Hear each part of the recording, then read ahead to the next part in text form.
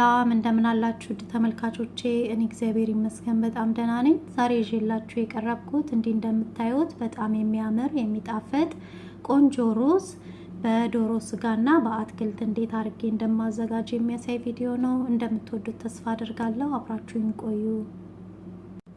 ለመስራት የምጠቀምባቸውን ከታትፌ ያዘጋጅቻለሁ። እዚህ ጋር ረዘም አድርጌ ከታተፍኳቸው የዶሮ ስጋ አለኝ፣ አጥንት የሌለው ነው። 2 ቺክን ብረስት ነው የምጠቀመው። 1 ኩባያ ካሮት፣ 2 ኩባያ ጥቅል ጎመን ረዘም አድርጌ ነው ከተፍኳቸው እና ግማሽ ኩባያ ፎሶሊያ። እኔ ፍሮዝኑን የተጠቀምኩት፣ ፍሬሹን ካለ ፍሬሹን መጠቀም ትችላላችሁ። 3 የሻይ ማንኪያ ሶይ ሶስ ይሄኛውን ነው የምጠቀመው። 3 የሾርባ ማንኪያ ዘይት፣ 6 ፍሬ ነጭ ሽንኩርት፣ ግማሽ የሻይ ማንኪያ ቁንዶ በርበሬ፣ ሩብ የሻይ ማንኪያ ጨው እና የባሮ ሽንኩርት። ይሄንን ነው ሁለቱን ነው የተጠቀምኩት። እዚህ ጋር 2 ኩባያ ሩዝ አጥቤ ጥጄዋለሁ። ትንሽ ዘይትና ጨው ጨምርበታለሁ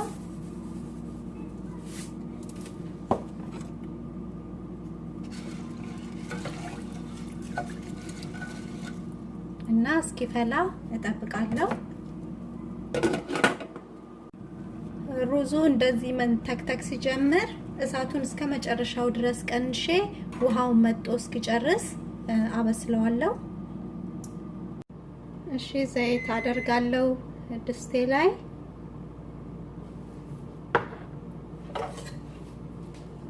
ከዛም ዶሮውን ጨምረዋለሁ።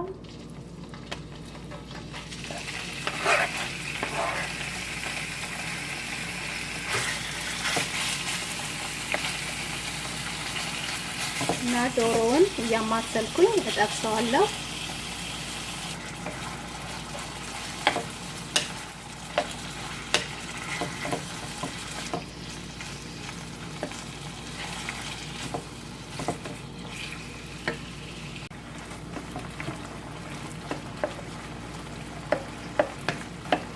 አሁን ነጭ ሽንኩርቱን ጨምረውና ከነጭ ሽንኩርቱ ጋር አብሬ ጠብሰዋለሁ።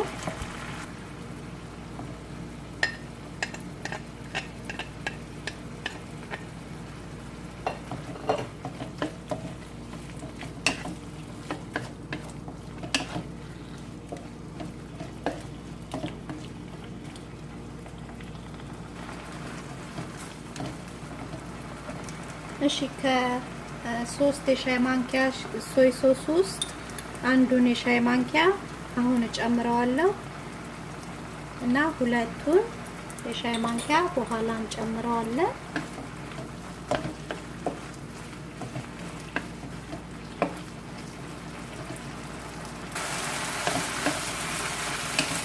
እሺ ዶሮ እንደዚህ ጥብስ ሲልልን አሁን ካሮቱን እጨምረዋለሁ።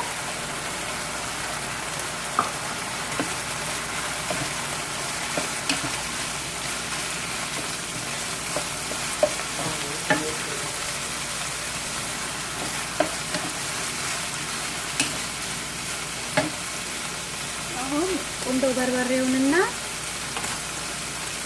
ጨውን እጨምራለሁ። ትንሽ ጨው የማረገው ሶይ ሶሱ ጨው ስላለው ነው።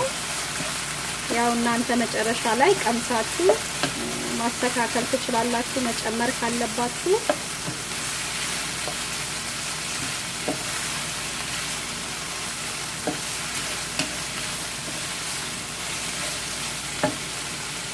አሁን ፎሶሊያውን እጨምረዋለሁ።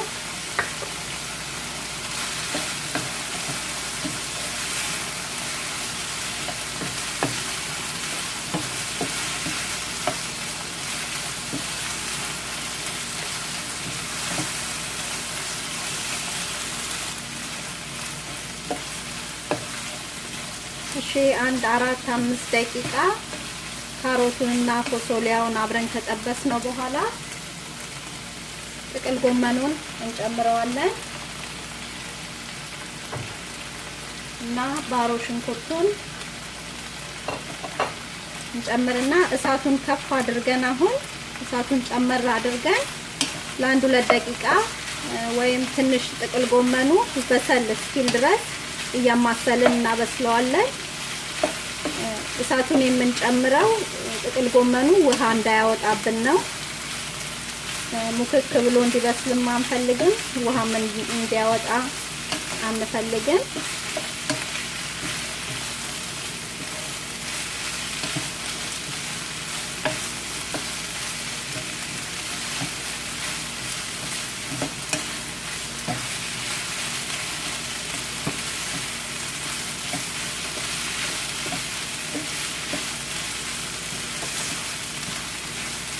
እና ለአንድ 2 ደቂቃ የሚሆን አብረን እናበስለዋለን። እሺ አሁን ሩዙን እንጨምራለን። የቀቀልነው ሩዝ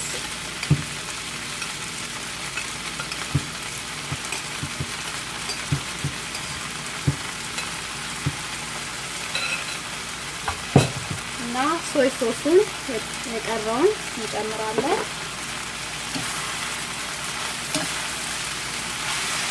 እና በደንብ አድርገን ካዋሃድነው በኋላ እሳቱን እናጠፋዋለን።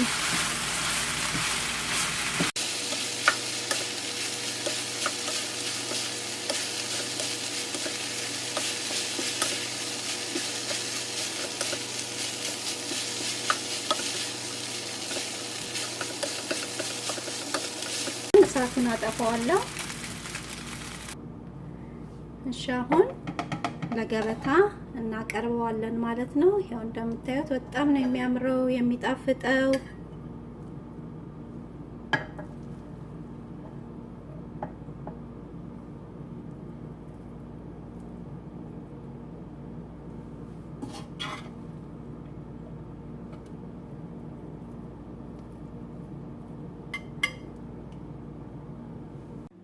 እና ይሄንን ይመስላል ተመልካቾቼ። በጣም የሚጣፍጥ ቆንጆ ሩዝ ነው። ለመስራትም ደግሞ በጣም ቀላል ነው። እንደምትወዱት ተስፋ አደርጋለሁ። ይህንን ቪዲዮ ከወደዳችሁት ላይክ፣ ሼር አድርጉ። አስተያየትም ካላችሁ ጻፉልኝ። ሰብስክራይብ ያላደረጋችሁም ሰብስክራይብ በማድረግ እና የደውል ምልክቷን በመጫን አዳዲስ ቪዲዮዎችን ስሰራ በቶሎ ወደ እናንተ ይደርሳችኋል። ስለተመለከታችሁኝ እጅግ አድርጌ አመሰግናለሁ። በሌላ ቪዲዮ እስከምንገናኝ እግዚአብሔር ሰላም ይብዛላችሁ። ደህና ቆዩኝ።